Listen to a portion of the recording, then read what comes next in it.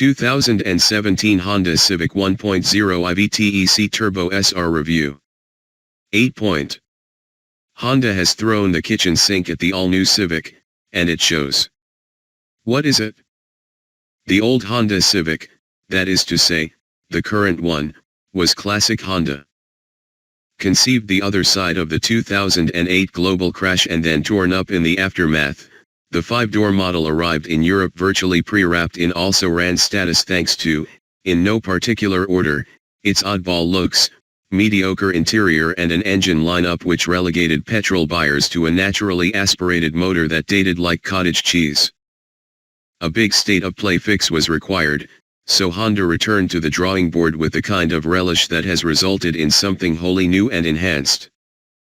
Thus the old regimen of gently reshaping the Civic for the peculiarities of a different region has been wisely swept aside, and instead Honda has pooled its global resources and enacted what it calls the single largest development program in the firm's 70-year history.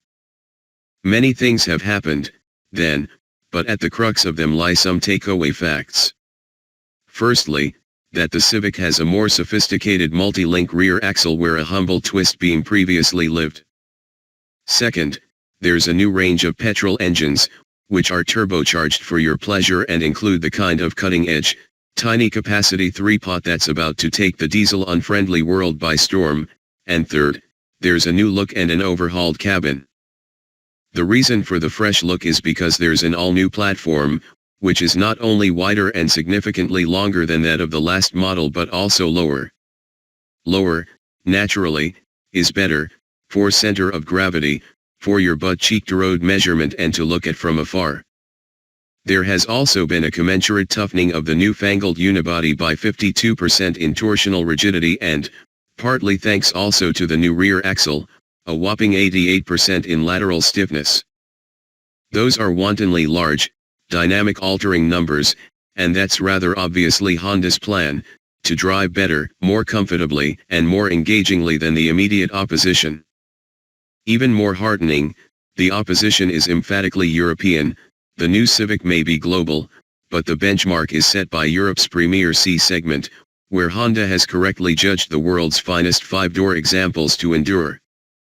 Here, we're driving the 127 bhp 1.0 i-VTEC Turbo. What's it like? It's probably fair to say that impeccable C-segment styling of the sort that Volkswagen, Vauxhall, Seat, and Ford now glibly turn in every life cycle remains a nut left high on the tree for Honda still to crack. The Civic's designer is Japanese, and the design influences of his homeland are the salient ones here. That means the car is busy with lines and features and veneers and not entirely at ease with any of them. Nevertheless, it is possibly less troubling in the flesh than on paper, and I think modestly better looking than the model that preceded it. Inside, there's no modesty about it, the new Civic is dramatically superior, even allowing for the labored Honda Connect infotainment system. Mainly that's because the old layout was peculiar and the latest one isn't, but beyond that it's sturdily good looking, generally well thought out and eminently durable in the predominantly plastic way that Honda long ago made its own. With the fuel tank now moved aft, it was under the front seats in the old model. The advantage of sitting 34 mm lower can hardly be overstated either, and while the rear has hardly swollen to class-leading size, the benefit to backseat passengers of a longer wheelbase is appreciable, too. The way the Civic now drives is similarly deserving of praise. The virtues of its myriad hardware changes are manifested in an enduring sense of real composure, and it's a characteristic that assimilates everything from the ride quality to the unflappable handling. The passive suspension is no less impressive than the adaptive setup we tried in prototype format last year, with bump absorption is of a consistently high standard, and on Spanish roads the car doesn't want four-wheel control, even when upset under cornering loads. This helps to make the Civic's basic poise a tangible asset.